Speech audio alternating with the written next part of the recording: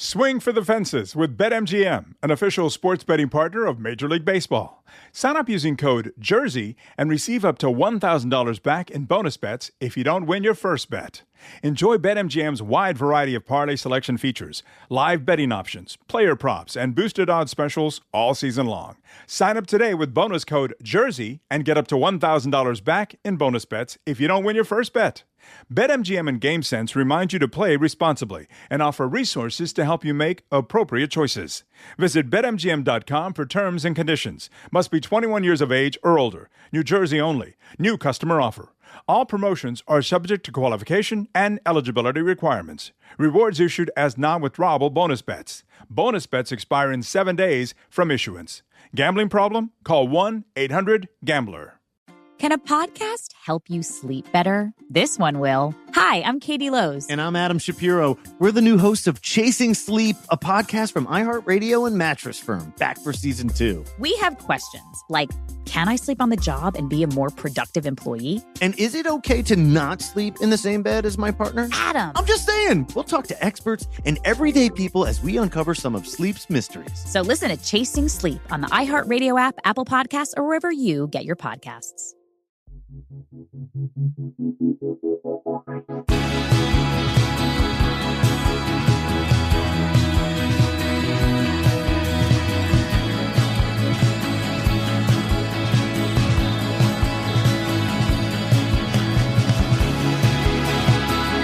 You're listening to 100 Words or Less with Ray Harkins. What's happening, kind humans? Thank you for downloading this episode and checking out the podcast in general, because what we do week after week is bring people on who are involved in independent music, whether it's releasing it, documenting it, playing it, whatever. That's all part of the umbrella that I like to cast. And today I have a great guest because I absolutely adore this person's band. And the band is called Chat Pile. I want to say that I for sure made it into my top 10 of 2022, a record called God's Country. It just blew me away, blew me out of the water. And I had to have the vocalist Raygun Busch, that's Raygun Busch, who, like I said, is the vocalist. And Chat Pile is from Oklahoma. They've got so many interesting things that I wanted to dig into. And I know that this band definitely turned a lot of heads with the last record. So it makes perfect sense because, they're touring a bit more here in the U.S., playing some more shows. They just released a split 10-inch that I pre-ordered. Totally blanking on the name of the band right now, but you can easily find that information on the internet. But regardless, I have him on the show today. But if you want to support the show for absolutely free, it costs you $0. You can spread the word via social media. That always helps. You can also follow along this show on Instagram and or YouTube. You can find those links in the show notes. That's an easy lift for any of you. If you want to support the show a little bit deeper, leave some ratings and review on the Apple Podcast chart, or not the chart, but if you listen to the show via Apple Podcasts, you can leave a rating and review, or if you listen to it on Spotify, you can leave a rating. All of those things help tremendously, and it's all free. It's not going to cost you anything. I'm just incredibly thankful for having the show. I get to head over to London at the Outbreak Festival in Manchester. So I head to London, but then I drive to Manchester just to make it, clear, because otherwise, I get emails from people being like, Outbreak is in Manchester. Yes, I know. Last year, I did some rad live podcasts there and released them over the course of, a couple months on this particular feed. But I'm working with them this year to launch their very own podcast, which I'll, bug you about to go check out. It's probably going to launch the next week or two. I'll keep you posted on that. But I'm excited to do that. And, we're getting into summertime and all those fun things that people do in the summertime. So more fun shows coming. But anyways, let's talk to Raygun Busch and his awesome band that we will hear a little clip of in a moment. So let's talk to him. To live outside. Why? Why do people have to live outside? There are buildings all around us with heat on and no one inside. Why? Why? Why? Why do people have to live outside? Why? I love your band first and foremost, and I got introed like many people to what you were doing with your split with Portrayal of Guilt. Love what they're doing, and I love the concept of obviously splits and being able to introduce bands to people who may not have tripped across another artist. But then I very much fell in love with the band once I heard the song Why, which I know resonates with many people and for multiple reasons. But I often find that people speak about the band very like, oh man, you guys are super like nihilistic and you think the world is, ending and awful. Like, do you have fun? Like, and then clearly there's like a sense of humor that is laced throughout the band, not only in just kind of, either song titles or the way that you guys just kind of present yourselves, where it's like, yeah, we take our music seriously, but we're not serious all the time. Is it fun for you to kind of see the way that people either come at you with those expectations where it's like, oh yeah, I expect you guys to be super serious. You just like want to hang out and stuff. Is that entertaining for you? Is it just one of those things where it's like, we can't control that, so we're not going to put too much effort into that? Yeah, I mean, we kind of try to be pretty open about who we are as people, and the music is very dark and distressing and stuff. But yeah, I mean, hopefully the humor comes through, and also just like our presence online, should hopefully make people pretty aware that we're chill guys. And actually most people, if we meet people at shows, I mean, they kind of get my vibe beforehand, and like later when they talk to me, they're coming to me like knowing kind of what I'm all about and stuff. But yeah, I guess when people cold DM us and stuff, there are occasional people that are like jokerfied that, think that they found a kindred spirit or something. And it's not exactly the case. You know what I mean? I love that adjective jokerfied, where it's just like, oh my gosh, I found another person from a, small Midwest town that feels the same way as me. And you're like, do you just want to like hang out and chill? Yeah. And I'll pull apart on more of those themes as we get into the discussion, but I wanted to focus on you as a person. I know, correct me if I'm wrong, but you were actually born and raised in the Oklahoma City area, or am I wrong in that? You're wrong about that. I was born in Illinois and then raised in a small town called Ponca City, Oklahoma. That's about 100 miles north of Oklahoma City. But I've lived in Oklahoma City for about 20 years now, about 19 years to be exact. But okay. Where, just out of curiosity, where in Illinois? Moline. Oh, dude. I spent some time in Farmington, Illinois, which is outside of Peoria, which is like, but I am familiar with Moline because I think my grandma, my mom, and everybody are from Peoria, actually. So nice. Are you familiar with that band? They no longer exist, but Planes Mistaken for Stars. I remember that band name, but I don't remember hearing that band. Yeah, they originally came from Peoria, and like legitimately to this day, I'm always just surprised and they ended up moving to like Denver and stuff like that. But I just was like, Peoria, like no band has ever come from Peoria that's like nationally known or whatever. So, well, Mudvayne. You just blew my mind. I did not know that. So, okay, cool. Now I have two bands that I can reference from Peoria. Also, that back in the day, there was this cool like shoegaze band. This is around 2005 called Brief Candles. That was from Peoria.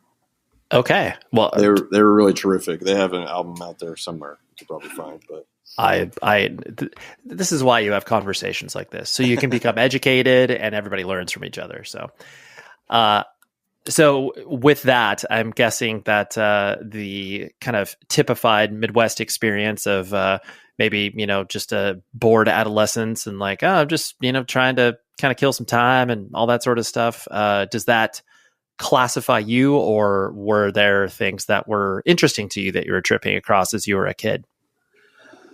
Well, I mean, a little from column A and a little from column B. Sure. I mean, I'm sure my life might have been different had I had more guidance from adults and stuff like that, you know. Sure. But left to my own devices, I mean, Ponca City is an oil town that it's kind of on a big decline right now. But when I was growing up, like in the 90s, we had a really, really nice library that I spent a lot of time at. And we also had many very good video stores. Hastings, RIP. That was really, have you experienced Hastings? Do you know that store? I do know that store. I just know it by name. I never went into it, but I imagine it's very similar to a lot of those like, you know, mall and or mall adjacent record stores that had a bunch of stuff going on in there besides just records. Yeah, it's kind of a Barnes and Noble, but with a video rental side to it. So it was a legendary store. It's going to haunt when I'm dying, I'll think about Hastings. Probably it was a pretty good place. Right. And kind of with that, because I was actually just talking to a friend the other day as we were going into a bookstore in Los Angeles, of just that idea of, as a kid, you walking into a store of that nature and just being like, so I'm going to hang out here for at least 5 hours and read all of the music magazines cover to cover or whatever. Absolutely. Just like, okay, you were doing that. Absolutely. And whatever else. I mean, they had CDs and stuff, and like, you know, and living in Ponca City, which is like isolated from everything. I mean, still able to find Sonic Youth, you know, Sebado, just kind of like standard indie rock stuff that maybe people in larger cities take for granted. It was very nice to be able to find that stuff, you know, at that store. So, right. And what was the family structure like as you were growing up? Brothers and sisters, mother and father in the house? How did that look? I'm an only child, so yeah, and I had a mom and a dad. So. Cool. Yeah. I appreciate the only child life because I myself was one as well, or am one. But I do think that there are people, especially when you're talking about that, you know, just wandering around a bookstore or record store or whatever, some people aren't comfortable doing that just because it's like they have to have someone else to spend that time with. Whereas if you're an only child, like you have no choice but to be like, well, yeah, I want to do this. So I'm going to do this by myself. And I don't have anybody else to do this with. Mm-hmm. Did you feel that way yourself, where it's like you didn't really necessarily, like you said, have, I mean, you had influence from your parents, but you didn't have them pointing you towards Sonic Youth or Sebado? Yeah, no, totally. Yeah, I still do feel that way, you know, to some extent. I still feel like an only child. I haven't really thought about that. Yeah, and you did, like, to your point, that you're probably tripping across things and listening and looking at, you know, whatever, Fangoria, and being like, I don't know what this is necessarily, but like, this kind of looks cool. So I'm going to like check it out. Absolutely. Yeah, absolutely. And so as a kid, and as you started to, you know, develop a little bit of an identity, were you, you know, playing sports? Were you an art kid, an outdoor, you know, kind of typical experience, but where'd you land there? Yeah, I had to play sports. I played all the sports. Okay. Baseball, basketball, football, tennis. This is all elementary school age. And then about when middle school began, I was like, I don't do sports anymore, you know? And yeah.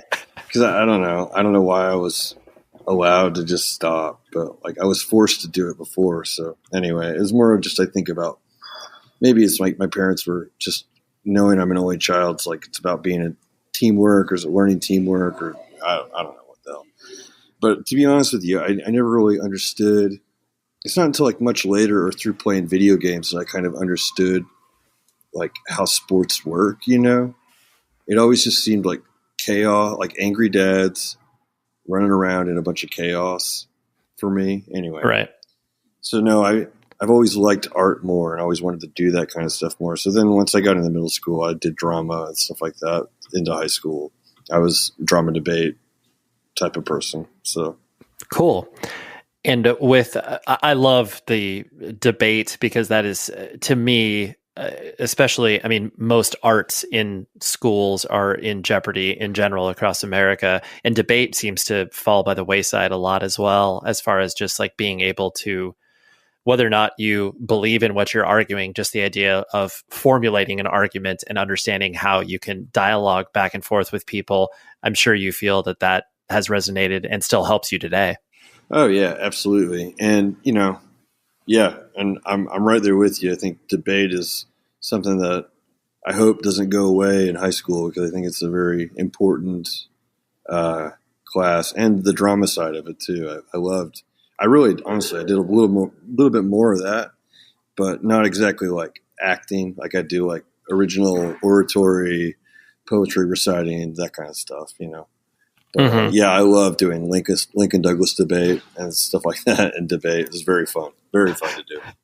That's awesome. I also think that this also doesn't get either spoken about or people have an experience with it where it's like, I know it's called a bunch of different things, whether it's like Kiwanis Bowl or a quiz bowl, and just like that, it facilitates that team idea. But at the same time, you're also, really coming to the table with your own knowledge and hopefully, helping your team win or whatever. It develops those muscles that you're, probably talking about as well. Mm-hmm. Oh yeah. And you know what? I played in orchestra and band too. I didn't think about that, but that's kind of a team building kind of thing in a way.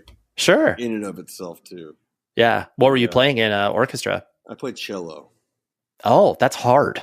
Yeah, it was hard. I don't play it anymore. I never played it very well, but yeah. You were third seat, as they say. Yeah. Well, one time I did really well on my tape, because we used to have to do a little cassette tape of our odd to get chair placements and stuff. Uh-huh. And I got second chair somehow, and it was just a nightmare for me. Because I was just I don't know how I got placed this high, and it was just it was really incredibly difficult. I remember 1812 Overture, just whipping my ass, just being this is hard, Right. It's like you can hide in third chair, you can't hide in second chair. Absolutely. Absolutely. And so it sounds to me like like you said, the arts is what you were gravitating towards, and you were really immersing yourself in that experience. Did you notice kind of the dividing line that gets typified amongst many people's, high school experiences of all right, here's the jocks and then here's the art kids, or because you were in a maybe smaller community, you had no choice but to obviously socialize with everybody? Well, our community was, Ponca was 28,000. And so one high school yielded a pretty big population, and yeah, that is totally true. I mean, the movie, I don't like the movie. I think it's really reductive, but Mean Girls. Oh, sure. Mm-hmm. I mean, I graduated in 2003. That's a pretty good time capsule of what high school looked like when I was in high school, Sure. So, but yeah, there's definitely, because I think about in the yearbook, the popular kids would all take a picture together wearing jeans and black sweaters. I don't know if this is just a Ponca City thing, but I was looking through an old yearbook I don't know, a couple of months ago. I saw that in the back, they had bought this little ad space for themselves. It's just the popular kids. That's all it was, Right. And yeah, we had FFA, Future Farmers of America. That was its own big clique. And then, of course, Juggalos. I mean, at the time when I was in high school, nu metal was in its prime. At the Sure. time. I think Down with the Sickness was new, when I was a sophomore. Mm-hmm. So I just remember a lot of Angel Wings, Huge Jeans, and stuff like that. But I was trying to be I was super into Pavement and just indie rock stuff like Sonic Youth and stuff like that, and trying to be that. And I had kind of a ragtag group of friends, and we hung out with a lot of the band people and stuff like that. It's kind of the drama, debate, and the band and orchestra people would all kind of become one thing. But then there's contingencies within that group too. So right. Yeah. Yeah. And I love that stereotype or trope or whatever, and all it does is change forms over time, where it's like, okay, like, yes, all of the, sort of weirdos hang out in here, and then there still is a hierarchy, even though the judgment is not going to be as harsh as like the, whatever, jock stuffing a kid into a locker or something. It's just like, oh, well, I'm not going to, I don't understand Sushi and the Banshees, so I'm not going to like go over to that person or whatever. Yeah. Did you care about school? Like, were you, getting okay grades, and like, did your parents kind of, leave you alone as long as you, brought home reasonable grades? I mean, I'll say yes and no. Sure. I feared the wrath of my mom, and so I definitely made good grades in school, and I cared about making good grades. But at the same time, I hated being in school. I mean, I did and I didn't. Because at the same time, school is just an easy and great way to like socialize. I feel bad for kids that are homeschooled and stuff, and many that I've known are kind of a little weird, and I think it's just because they didn't like school's just preparation for work, I guess, in a way, Sure. Like just being around a ton of different people. Some of them you're just going to hate. You're just going to meet people that you just do not get along with, but then you meet your best friends too. So I don't know.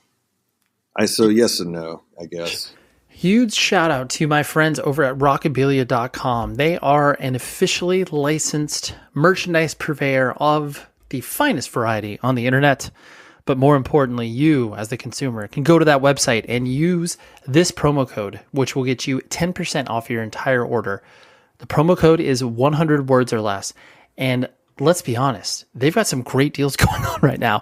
I actually hadn't visited this site in a minute, and they have a section for t-shirts under $13. And you basically click on your size, and then boom, there you go. You can scroll to your heart's content and toss a bunch of stuff into your cart and buy it. And what makes it cool about it is that they ship from the Midwest here in the United States, gets to you very quick, all independently run and operated business, and it's all officially licensed merch. So that means the bands get paid, everybody wins in this virtuous cycle. So again, go to rockabilia.com, shop to your heart's content, use this promo code 100 words or less, and buy, Beatles, Led Zeppelin, Slayer shirts, like whatever it is you're into, you will be able to find it. And that is, again, what makes Rockabilia so awesome. So thanks for your continued support. Use the promo code 100 words or less, 10% off your entire order. Thank you, Rockabilia. Was there any sort of life path that was unfolding to you in regards to, a career? Like, were you going to follow in your mom or dad's footsteps, or, any of their family members? Or was it basically like, I don't know, man? God, no. No, I basically just twisted in the wind until like right now, I mean, right. No, my mom is a nurse. Okay. And which is cool, but doesn't interest me personally. Mm-hmm. My dad was a minister, which is not interesting to me either. So sure. I didn't plan on doing either of those things. Right. I'm guessing the religion and faith part of your household, I mean, that's, very typical of a Midwest upbringing. Did that, because of your father's profession, I presume that played a pretty heavy role in the house? Yeah, it did. But my dad wasn't we were disciples of Christ. So that's like one of the more chill denominations, Yeah. And it's Methodist adjacent. Yeah. Yeah. It's Presbyterian adjacent, I think. Maybe yeah, no, you're right. You're right. Right. I guess in the temperament of it. Yeah, you're right. It's almost like Catholic Zero or something, where we do communion every Sunday, and we do like the whole Ash Wednesday and all that stuff. But there's no hell really, There's no priest for sure, It's like, I don't know. It's just kind of I'm not like a practicing Christian necessarily, but but yeah, I mean, it was an okay thing. And my dad wasn't a hard ass by any means. He was a pretty chill, maybe too chill sometimes, to be honest with you. Sure. But, yeah. Well, I'm glad to hear that experience, because I know, especially when you're talking about once you start to creep further down south, it gets really oppressive to the point where, the moment that a kid can get out from underneath that, they're like buying every single Cannibal Corpse record and being like, I'm going to throw this in your face, mom and dad. Like, I hate you. And so I know plenty of people like that too. And you know what? That's funny that you bring that up. We just went to Salt Lake City. I've never been there before. I loved it. I had a great time. Yeah. But there's more Satan stuff there than I've ever seen anywhere. And it's clearly just people that have grown up there that are like, I hate Mormons and stuff. And it's like, I'm going to have a vegan restaurant that has pentagrams everywhere. And like, we're going to have this massive like haunted house that's like a permanent structure that says 666 huge on the side. It's like, I don't know. The backlash is strong there. I think that's what happens when you get too strict, But anyway, I digress. No. I completely agree with you. And I think it is so interesting to see that pervade in certain cities based around obviously religion, as Salt Lake City is. Because and I found it so weird too. It's like I'm older than you, and I remember when the violent straight edge scene started to pop up, and it was in places like Salt Lake City, and it was so weird because it's like, so the religion already demands you don't drink, and then you're straight edge on top of that. And then you're super violent, beating people up that do drink. I'm just like, there's so many dichotomies that are like wrapped up in this that I just, but to your point, it's that, pent up rebellion that everybody feels like they, have to get out from underneath in order to feel like they are, claiming some control back in their life or whatever. Yeah. Yeah. With you doing drama and obviously the sort of performance based stuff that you started to get into, were you comfortable, I guess, like getting on stage and doing these, like you said, these poetry recitals and stuff like that? And I imagine that you are connecting this to the fact that, you can obviously sing for a band now with some level of comfort. Yeah, I've always been really interested in performing. Like even back in church, doing little plays and doing plays at home for my parents or for neighbors or whatever. It's not like I don't get nervous, I do get nervous, but I do really enjoy performing, getting on stage, that kind of stuff. And drama. And like, then we, like in high school, we do, the seniors run the talent show, and it's called Panic for some reason. But I was on the Panic board. Okay, I was on a bunch of sketches and stuff. Like, amazing. That was a great time. That's did you have any bands play the talent show? Oh my God, we actually, these sophomores, they played that song, She Fucking Hates Me. My Puddle of Mud. I'll never forget. And they had to like censor it, so she hates me. There's like the weird awkward pause. Right. And it's like these 10th graders, these studs. I don't even know who they were. I was like the senior, just like, wow, these are the new kings of high school, huh? Right. I love that too, because you're getting the like most distilled time frame of something like that happening, where it's like sophomores playing a Puddle of Mud song. You're like, yeah, that place is at 2002 exactly. Yep. Like, I love that, especially too, just the idea that that they were so excited to be like, oh, dude, we got the edgy song, like. Playing on super nice equipment too, just like these little boys. It's freaking amazing. Of course, like brand new 5150s. It's like, oh my gosh, guys, where'd you get that? It's like, oh yeah, obviously mom and dad, clearly. Yeah. So like you said, your independent music leaning was you kind of just wandering around your local Hastings and kind of picking stuff out of the air. When did you start kind of diving even deeper into punk, hardcore, indie rock and stuff like that, that you felt like you started to recognize what, a scene was, so to speak? That's a good question. I kind of went the long way around to getting there, to understanding scenes and stuff like that. Mm-hmm. But I bought, because Nirvana is just so key, or it was for me, like Kurt, just him shouting out his favorite bands and stuff. Yeah. It was very key for me, being like, oh, okay, I'm going to check out this and this and this, or whatever. Mm-hmm. And then I got that compilation, Screaming Fields of Sonic Love by Sonic Youth. I got that when I was like 13. And in the liner notes, there's all these posters of them like playing like shows they played and stuff. And it's like, oh, who's a Boss Hog? Who's Pussy Galore? Who's Right. De Crutzen? Like all this like cool stuff. And so that was sort of a major like Rosetta Stone for me, was that Screaming Fields of Sonic Love thing. But I didn't really understand, like, Fugazi comes from DC and the Descendants come from LA, like all that stuff. I didn't really like understand that until probably about, I don't know, like, did you ever read that book, Our Band Could Be Your Life? Yeah, absolutely. Yeah, that was a really eye-opening book for me, and I think Stan in our band too. That was just like a big book for me and a couple of my friends, and like kind of eye-opening about different, like what was happening in the Pacific Northwest, et cetera. So I don't know, but yeah, it took stuff like that to kind of really open my eyes. That the movie Hype was a big eye opener for me too. That movie is so important.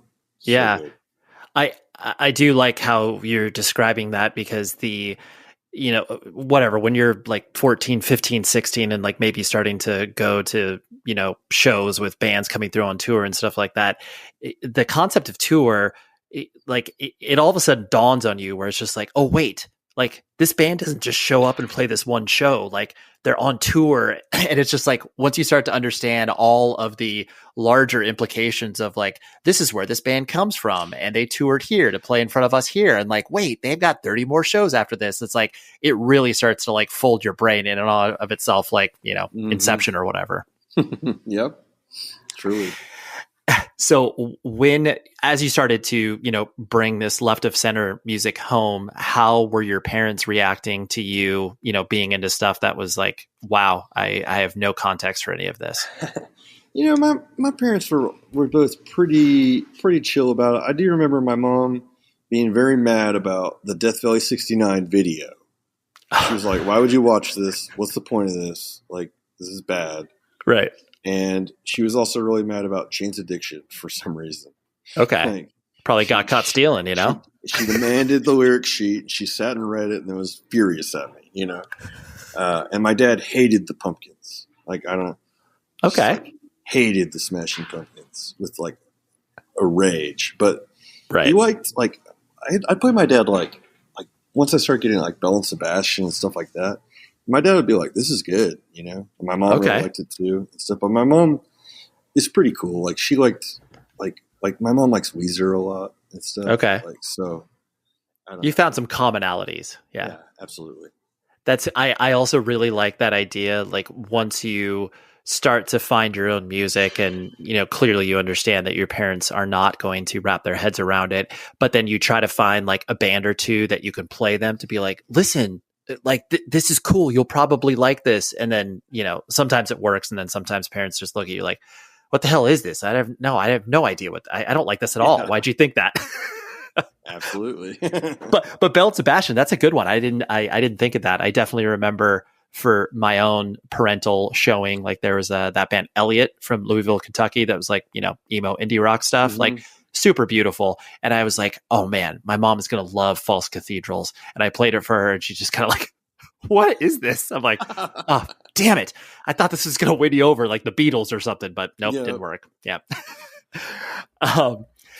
I know film is obviously a big part of your passion and something that you clearly pull into the band and the references, and not only yourself, but I know the whole band has a passion for that. When did that kind of start jumping into your head? I presume it was around the same Hastings time where you were just kind of picking random films out.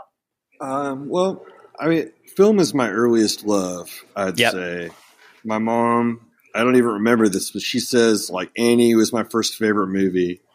And I watched Annie like over and over and over again. Like I would watch it like 3 times a day, or whatever. And The Wizard of Oz was another like huge movie for me. So movies have always been a big deal for me and been a part of our house, or were a part of our house. Like I have really good early memories of my mom explaining to me what Back to the Future was all about before she took me to see part 3, which I'd never seen any of them, Okay. stuff like that. So like it was all movies have always just been a big part of my family and growing up and stuff. So the video store, I was already into movies before I even knew what the video store was, I guess. You know what I mean? Right. And then I'm sure the making it a Hollywood video or Blockbuster video or going to rent movies, I'm sure was a little bit a part of your life as well. Oh yeah, every Friday. Dude, I love how that it seemed like that was like every family's habit for, whatever, early 90s until the early 2000s, where it was like, it has to be Friday. Like, can't be a Saturday. Like, always has to be a Friday. And yeah, and you could rent, I was allowed to rent like a game and a movie typically, so. Game over. Yeah. There's your weekend, dude. That's the perks of being an only child, I guess, maybe, but. Yeah. I feel a real kinship to you, whether you wanted that or not. But I also really enjoy the fact that because very similar to what you're talking about with what Nirvana did, as far as like just put breadcrumbs all over the place about what bands and films. It seems like that's a real intentional thing that you and the band and Chat Pile are doing, where you guys are waving the flags for the stuff that you are into, either musically or, like you said, from a film perspective. I presume that's important because you just kind of want to keep paying it forward, so to speak. Yeah, there's that. And also I'm honestly just starved to talk to people about movies and stuff critically. So sure. I'm not like inviting every weirdo to come hit me up in the DMs and stuff, but some people have.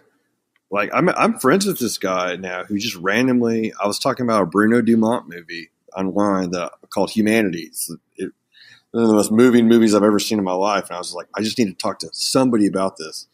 And this dude Zach just hit me up, and now we're buddies. So I don't know.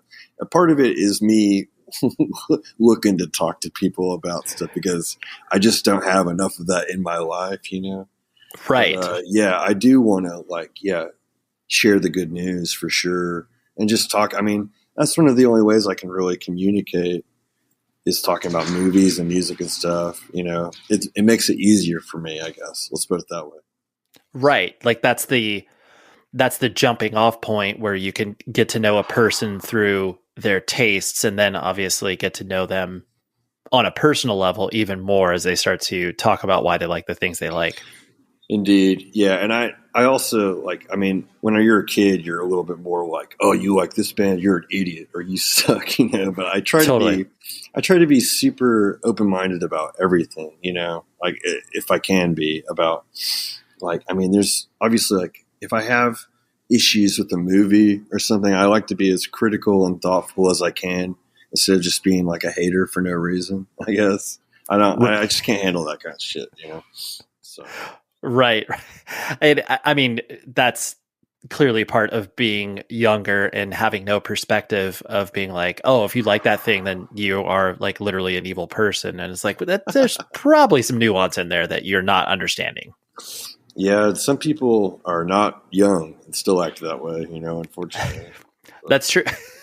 Yeah, that's true. Sometimes that just never changes and their opinion is immediately calcified, and that's just where it stays. Yep. Yeah.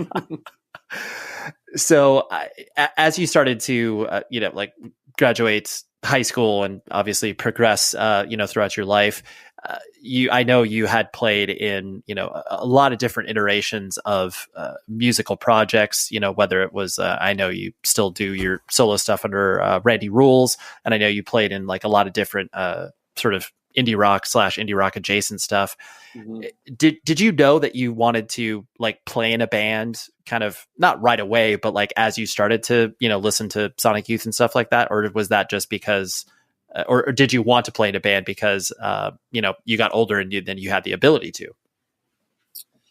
When I started, and this is probably just only child thinking, living in a cocoon by yourself. I was like, I'm just going to be I'm going to be a one-man band type of situation. I was super into Daniel Johnston and Smog. It's like one of my all-time favorite artists, Mm-hmm. And I just wanted to kind of do that kind of thing, like 4-track recording where I play all the instruments, etc. But then like when I turned about 20, 21, I actually met some people that were like, yeah, I play drums. I want to be in a band with you, because I had already put out some albums and stuff. And so I got this one guy, Atlee is his name. He's like a good friend of mine. He's basically the guy who plays drums on everything else I ever did, for Chat Pile and stuff. But it's always been, I know this is exactly what you asked, but it's always been my dream to just be a singer in a band. Because I love like Black Flag and stuff like that. I'm just like, man, it'd be so fun to just take my shirt off and Hulk out on stage. And so this is kind of a dream come true to be in Chat Pile. And I'd never gotten to do this until now, Chat Pile. Otherwise, before this, I'm always wearing my shirt and I'm playing guitar poorly, but this is different. No, I'm glad you're able to realize your dreams. And part of the just singing for a band and, clearly Black Flag inspired, are you looking for the 3-inch shorts that Henry Rollins wore in the early 80s as well? Or is it just shirt off? I keep joking about this. I'm joking until it becomes real. I want like Umbro style shorts. Shorts. Yep. That instead of the Umbro logo, it's like the Chat Pile logo and it says Busch underneath it instead of Umbro. That's my dream. I keep telling Jonathan from the Flenser that we need to make those, but he thinks I'm kidding. I think still, but I literally think you could make 25 of those and they would not only sell immediately, but then your dream would be accomplished as well. Because dude, that is like the most fun merch item, especially if you're just if you call them like the Rollins short or something like that. Yeah, totally, absolutely. I love that. One of my favorite things on this particular planet is mail. And my favorite place to get mail from is probably evilgreed.net. They are an amazing web store solution provider for record labels and bands alike. They're located in Berlin, Germany. But what does that mean to you? You as the consumer can go to evilgreed.net and use this promo code 100words. It gets you 10% off your entire order. And what makes Evil Greed so special is the fact that they don't just open up their doors to every band and record label possible. They work with a very specific point of view. I want to call it, artistic heavy stuff or artistic hardcore or artistic metal, whatever it is. You can put that adjective in front of it. But just to give you a sampling of some of the bands that they work with, whether it's Blood Incantation, Emma Ruth Rundle, Deaf Heaven, Gulch, Power Trip, Bell Witch. I could go on. But you get the point. You can kind of see the picture that I'm painting. They just recently launched a store for one of my favorite bands around right now, Spy. So go check out their website, evilgreed.net. And I know you may have heard the fact that they are from Berlin, Germany, and you're like, I live in the US. It's going to take forever to get to me. No, that's not the case at all. And plus, shipping rates are very advantageous right now for us living over here in America. So you'll be able to buy a bunch of stuff and you'll be able to get a discount by using that sweet, sweet promo code 100words. Thank you very much, Evil Greed, for your continued support. And go get yourself some rad new merch, vinyl, etc., by using the promo code 100words at evilgreed.net. This show is sponsored by BetterHelp. Trust me in saying that therapy is a good thing. I love therapy. I've gone to it myself because you run into those things, whether it's personally, professionally, relationship-wise, all of these things can be thrown at us, and it can feel really overwhelming. And if you don't have a person to talk through whatever issues you're going through, you're going to feel lost, and no one wants to feel that way. If you are thinking of giving therapy a try, BetterHelp is an amazing option. It's really convenient, flexible, affordable, and here's the kicker, it's entirely online, which makes it very easy. You can just fill out a brief questionnaire, you get matched with a licensed therapist, and if you feel like it, you can switch therapists at any time for no additional charge. Trust me, if you want to unlock some of your potential that you have in your life, BetterHelp is a great way to do it. So visit betterhelp.com/Ray today to get 10% off of your first month with BetterHelp. Therapy is amazing. Give BetterHelp a try. Again, that's BetterHelp, HELP.com/Ray, and get 10% off of your first month. Do it. Therapy is right there for you. Do you have a damp basement, bathroom, or garage? Are you tired of your home smelling off? Not to worry. Now you can breathe easy after a long day with a HomeLabs dehumidifier. Dehumidifiers remove moisture from the air, and our HomeLabs dehumidifiers can remove up to 50 pints of moisture per day. HomeLabs offers great features like pumps, easy-to-use control panels, and auto shutoff. Check out HomeLabs' full line of dehumidifiers at homelabs.com and use code IHEARTHOMELABS for extra savings. HomeLabs dehumidifiers are so quiet, you won't even notice one is there. Plus, they've got over 50,000 5-star reviews on Amazon, and they're energy efficient and Energy Star rated. So head to homelabs.com today and use code IHEARTHOMELABS for savings. That's homelabs.com. HomeLabs. So if you do have a damp basement, bathroom, or garage and are tired of it smelling off, head to homelabs.com today and use code IHEARTHOMELABS for savings on a HomeLabs dehumidifier. HomeLabs. Welcome home. So when you started to, collaborate with people and have a vision larger than just, your keeping the music to yourself, so to speak, was it, I guess what it was cracked up to be? Like, did you enjoy the collaboration aspect? I presume you do because you're still doing it now, but was it a learning process for you to kind of like open that side up? With Chatpile? Yeah. Yeah. Well, I've tried to do music with Stan, our bass player. Stan is one of my best friends too, by the way. So, yep.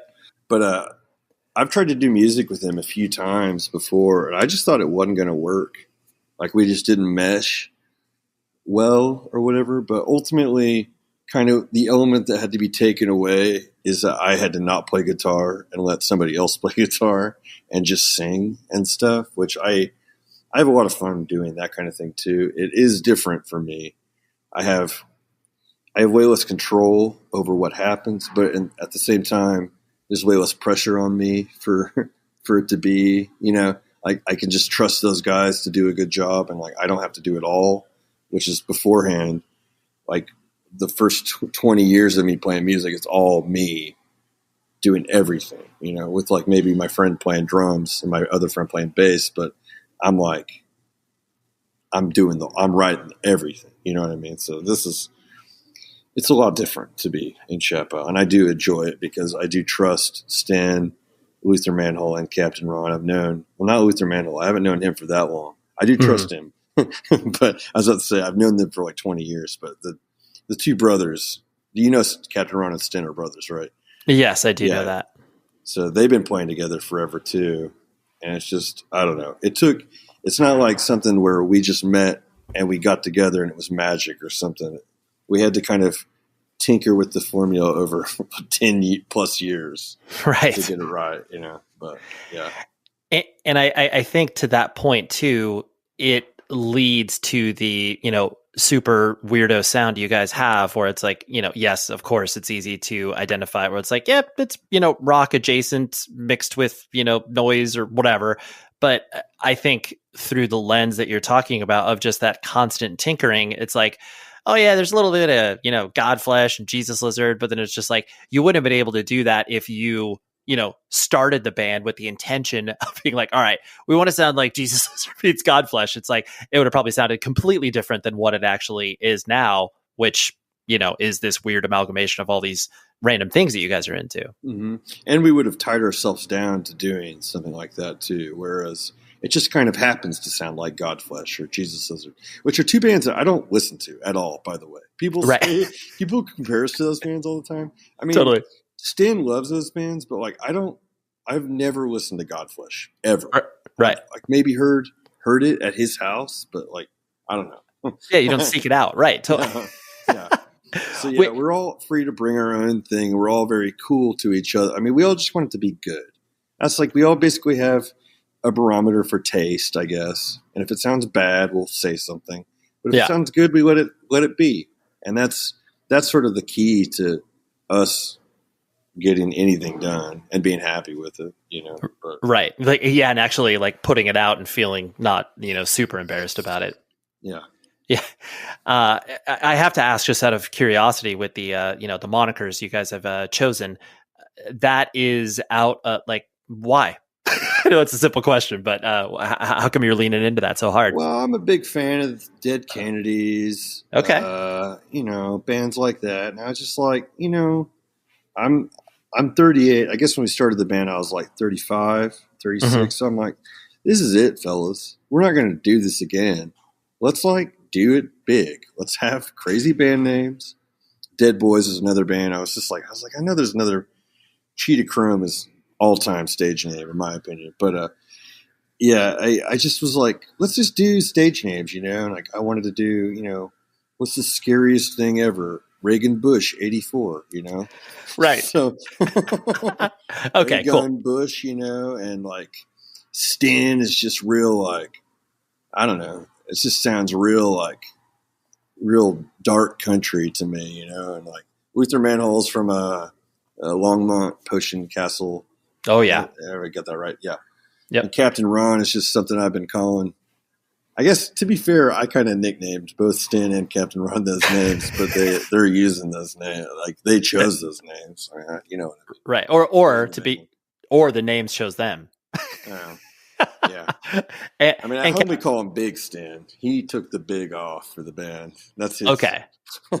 That's his contribution. Yeah. I mean, Captain Ron, clearly a classic film from the early 90s as well. Oh, yeah, absolutely. And Captain Ron is a major Kurt Russell fan, too. So perfect. Yeah. Okay.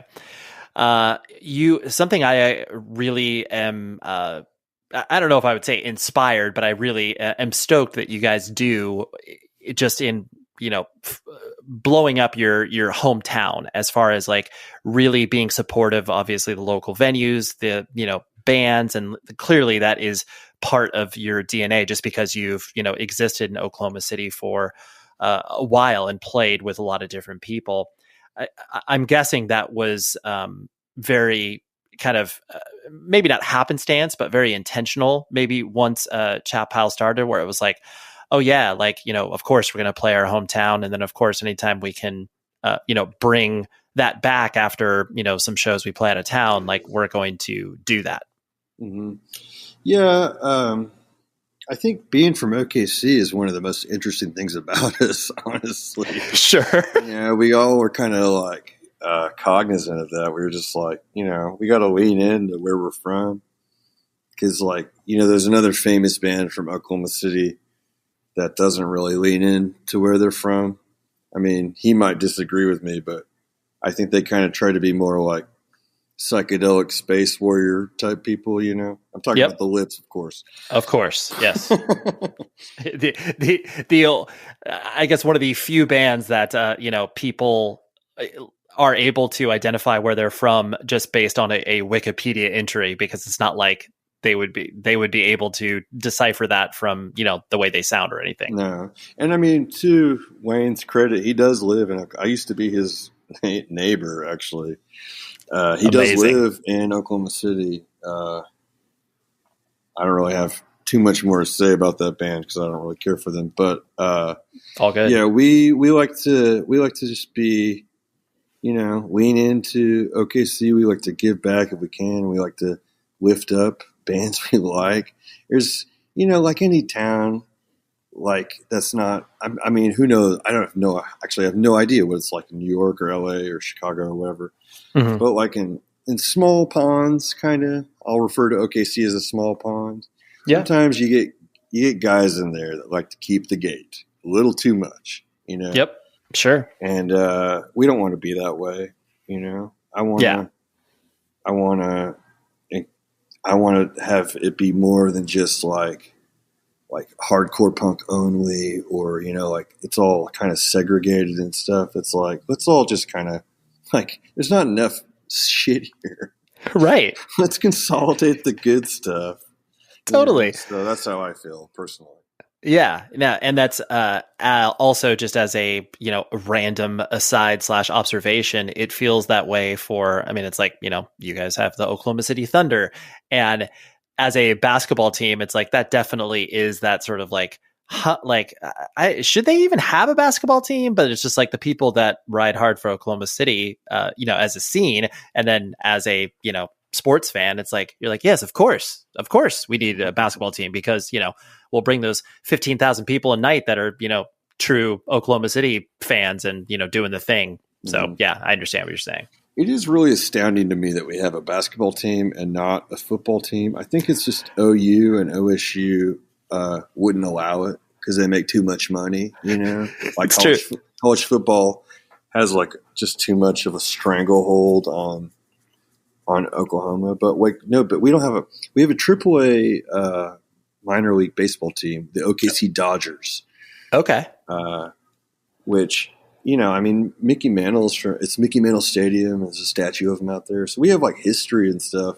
Sure. I'm really surprised that basketball is what we had. But I'll tell you, it's because when Katrina happened, the Hornets came and everybody's wanted a major league team in Oklahoma City forever. And people got basketball fever. And that's why we have the Thunder. But yeah, no, true. And I mean, you stole it from Seattle, so it's cool. We did.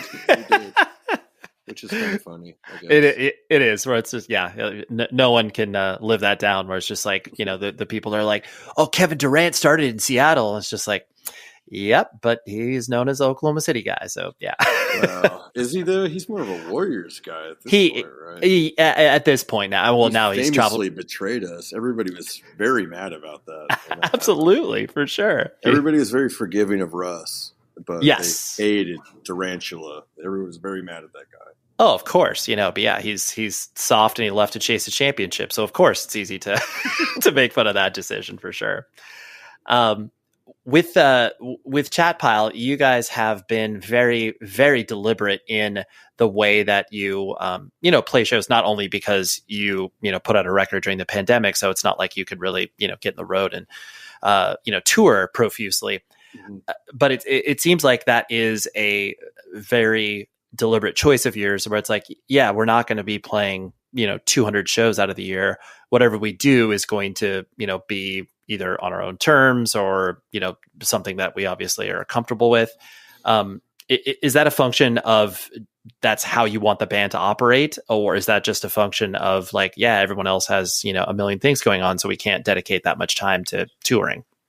Well, it is that. It is that people have a lot of stuff going on. But to be honest with you, we're all just like a little bit older, and to be having any success at all like this late is a little bit like I'd never toured. I never played outside of Oklahoma City or the Metro, I guess. I played in Norman, but like until Chat Pile, and I've been playing music for like since I was like 15 or whatever. But so it's just, I think it's a little bit, we had to take our time easing into the pool a little bit, I'm not that we're ever going to play 200 shows a year, but I think we may be touring a little bit more than we have in the past in the future. Right. Yeah. So. I like that idea. It's like you're slowly, getting into the hot tub. You're obviously not jumping right in and burning yourself. You're kind of being like, all right, got our feet in. Let's maybe take a step down. Financially viable? Could we do this? Like, yeah. So, right. So we're gonna try. We're gonna try to tour a little bit and to do the dang thing, because why not? You only live once. We can all go back to work. So, right. Yeah. And on that same point, once arguably the past year and a half, as far as like your band's attention, has quadrupled, and people that I'm sure you were just like, why are you giving our band such a glowing review? And like, I do notice that it seems not only very appreciated that people are paying attention to you, but you're also just like, this is so cool. And the appreciation comes through. Was that, I guess, overwhelming for you in some capacity? Was it, not easy for you to just be like, oh yeah, I know we're pretty good. But how did that start to, I guess, manifest itself for you guys as you started to navigate like people paying attention to the music you were creating? Oh my God. Yeah. I mean, we've had a lot of talks about how the first thing that's important to our band and everything is that, like I said, me and Stin and Aaron and Captain Ron, we've been friends for like 20 years. So it's really important to me and all the guys that we just are friends still. Mm-hmm. We don't want to jeopardize that. We want this. We started to do this because it's fun. I mean, we all love music. I'm going to be an artist no matter what. I kind of expected to never, ever do anything but just to make art privately, or not private. I'll put it out there, but like, you know what I mean? Mm-hmm. Just because I want to do it, because I like to do it, but like, yeah, it is really overwhelming to read like a positive review in Pitchfork, something I've been reading since I was 16. I'm not going to lie to you. I cried when I read that. I think I maybe told Jeremy that too, but yeah, I did. It was just like, I just didn't know what to do. I still don't know what to do thinking about that kind of stuff. And yeah, of course we all have imposter syndrome incredibly. So sometimes, but I don't know. I like to have fun. I'm very thankful that people are enjoying our music and stuff. I'm glad that it comes through that we appreciate what's happening right now, because I truly did not expect it. I don't expect it to last either. I'm very grateful for what's happening right now. So, right. Cool. And I couldn't agree more. And I think I do think that is an element that not only keeps people engaged with the different things that you are doing, from the fact that you're like, oh yeah, we're going to put out a 2-song thing that we scored with this movie. Like, people will follow along, because even though it may sonically be completely different, people are still engaged with the art that you are creating kind of overall, because it's just like, yeah, we're putting it out there and we're just doing the damn thing for as long as we can. And I think that's, at least from my perspective, it feels like that's why people are attaching themselves to you, because of that sort of earnest nature that you guys are creating art. Yeah. Yeah, no, I know there's no question wrapped up in there, but that was me just trying to fluff you up. So there you go, Raygun. Oh, appreciate it. 2 last things I wanted to hit on was the like you mentioned, where it's like you guys have a lot of things going on. What do you personally I guess do outside of the band, as far as like keeping things afloat in real life? And I know you love dogs, you got a significant other, that sort of stuff. So what do you do outside the band? Well, I am currently only doing the band. I used to be the programmer of this local independent theater, and I love doing that. I love showing movies, exhibiting movies, talking about movies. So me and my friend, a guy who used to work at that same theater, we have been doing like screenings we do one at a bar, and we do one at this local space too, like monthly and stuff like that. So I really like to do stuff like that. And yeah, I have a dog. I have a girlfriend too. And yeah, I have a dog who keeps me busy. I love my dog more than anything in the whole world. And I have 3 cats too, who are also very good boys. So. Love that sound. 3 cats. That's a lot. Usually people, I think once you go over 2, then you start to, get in a little bit of a hoarding territory. So should I call animal control on you? Is that okay? I'm just kidding. Well, it's a kind of a Brady Bunch situation where I brought a dog and a cat, and she brought 2 cats. So that's why we've got 3 cats right now. There you go. That makes sense. It's that the households merging is what increases the numbers there. The idea that you also it seems like you're not only following whatever your artistic impulses are in regards to Chat Pile, but then you clearly are still putting out music, like I mentioned earlier, under your Randy Rules, which, by the way, is one of the most appropriate names for a solo project I've ever heard, especially with the Z on the end. Thank you. You're welcome.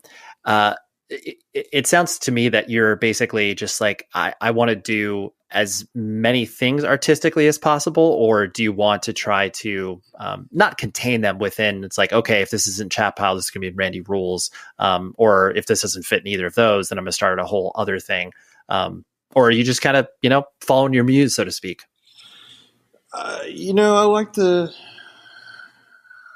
follow my heart, I guess. I'll follow my muse for sure. But I always have a billion different plans. I want to do a Raygun Busch solo album. I want to do more Randy Rules stuff.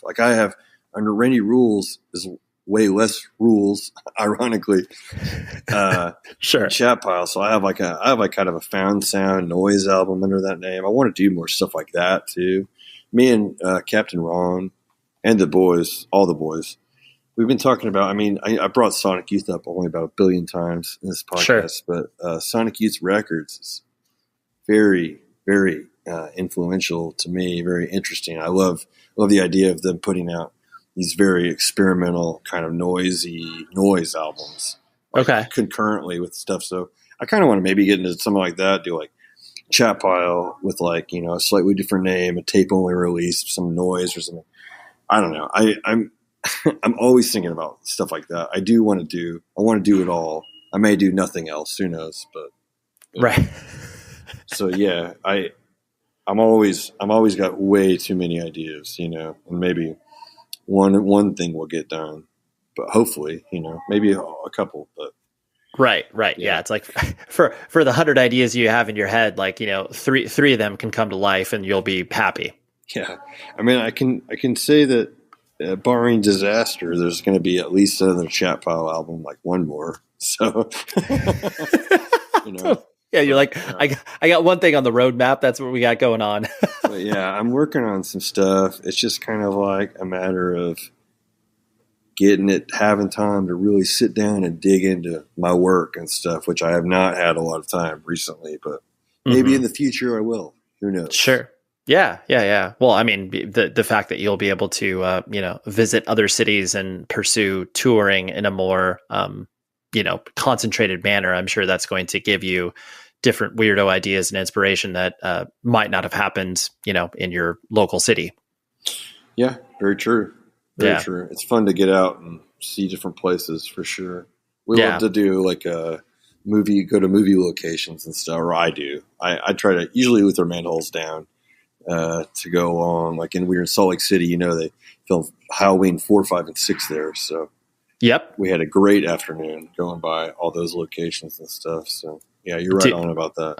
Oh, that's it. I love those outings that sometimes it's like, maybe one or two of the band members are just like, dude, do we really have to do this like stupid thing where it's like, do we have to see Plymouth Rock? And it's like, yeah, you gotta see Plymouth Rock. And you go there and you're just like, it's not that impressive. Or like, yeah, you drag them to like, hey, this is the 6 Feet Under house or whatever. It's like, yeah, these are important landmarks, guys. Come on. Yeah, that shit rocks. Yeah, I mean, one time I was like begging everybody to go to Dealey Plaza. It's like, no. Like, Luther Manhole went because he's a real champion, and we smoked weed in my car right outside of Dealey Plaza. Oh, that's great. And then we went to the RoboCop building and shit, which is right down the street. Oh, dude, beautiful. Yeah. Especially when you can tick off certain things where it's like, yeah, I definitely remember when I was actively touring with my band, we were just outside of Pittsburgh, and I'm like, yo, guys, we got to go to Monroeville. We got to see the original Dawn of the Dead mall. And everyone's like, what the hell? I'm like, dude, just trust me. It's only going to take half an hour. But then, yeah, it's like I was walking around the mall like a pig in slop, and everybody else was like, this is a mall. I'm like, but it's more than that. but yeah, it's like, I'm with you 100%. But I love your specific call outs of those where it's like when you have one other person, like you would have done it regardless, but when you have one other person experiencing it, you're just like, oh man, this hits so much sweeter. Absolutely. No, it's really good when somebody else goes, for sure, but I'm happy to do it by myself too. Sure. Well, then, I mean, your brain must have like folded in on itself when you play the Overlook, right? Like that, with Linguata, yeah, that was very, very cool. We did they've got some tours there. If you ever get to go there, I would do the King Caretaker tour. Okay, we did a few of them. That was the best one by far, where they describe King's night at the Stanley and stuff like that. Because he famously spent one night there, and then he smoked a cigarette outside, and that's like. In that time of smoking that one cigarette, all of the shining came to him, basically. Right. And so, I don't know. It's very, very, very fun. Absolutely. Yeah. That's cool. That's really cool. We did Twin Peaks stuff. I mean, we were outside of the venue from Brain Smasher, A Love Story, starring Andrew Dice Clay. Dude, I love these are some deep cuts. I love to hear that. Jason Takes Manhattan in Vancouver. We did it all. We did a lot of things. So. Yeah. Oh, I would love to see your Apple Notes app of like, all right, here's all the addresses. This is what we got in Vancouver. Oh, it's chaos. Believe me, it's chaos. Yeah. That's spectacular. Well, Raygun, I very much appreciate you hanging out, and thanks for walking me all through the random things that I asked you. So I very much appreciate it. Thank you for having me on. I hope I was good. This is going to be a good episode. Raygun Busch.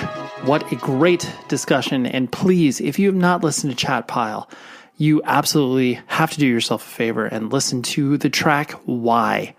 I know that when I play it for people who aren't even really into this sort of style of noise, rock, metal, whatever you want to call it, listen to it and they're just like, wow, this is really good. It's very passionate. And it's like, yeah, it is. So thank you very much, Raygun Busch, for coming on the show. Big shout out to Stephanie, his publicist, for making it happen.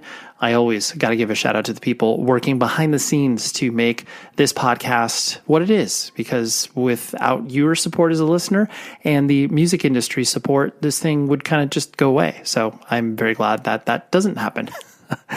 Anyways, next week, I have another live discussion at LDB Fest that I did back in March of this year in Louisville, Kentucky. And I've got 2 bangers from Bay Area bands that are just absolutely killing it and popping off right now. I have Joseph from Tsunami, and I have Spy, some members of Spy coming on. So it's a split 7-inch, as it were, of an episode. Both of those discussions coming from next week from, RBS, Real Bass Shit. That's what they call it. So live at LDB Fest. Can't wait to bring that to you. And so, subscribe to this podcast and tell your friends, okay? Until then, please be safe, everybody. Has your home been smelling a bit weird? Breathe easy with a Home Labs dehumidifier. They can remove up to 50 pints of moisture per day. Home Labs offers great features like pumps, easy-to-use control panels, and auto shutoff. They've got over 50,000 reviews on Amazon, and they're energy efficient and Energy Star rated. Check out Home Labs' full line of dehumidifiers at homelabs.com and use code IHEARTHOMELABS for extra savings. Home Labs. Welcome home. What's your favorite flower? Find it in Golden's Flora collection. Symbolic floral jewelry, handcrafted to grow with you. From timeless pendants to stacking rings. Explore their garden of more than 25 blooms at gldn.com. Golden.com. Now is the time to flex your footprint. With T-Mobile for Business and the nation's largest 5G network, inspiration can strike from virtually anywhere. So whether you're in the office, on the road, or on your PT, not quite you'll be ready for the next big thing. After all, if geography doesn't limit your business, your network shouldn't either. Learn more at T-Mobile.com/now.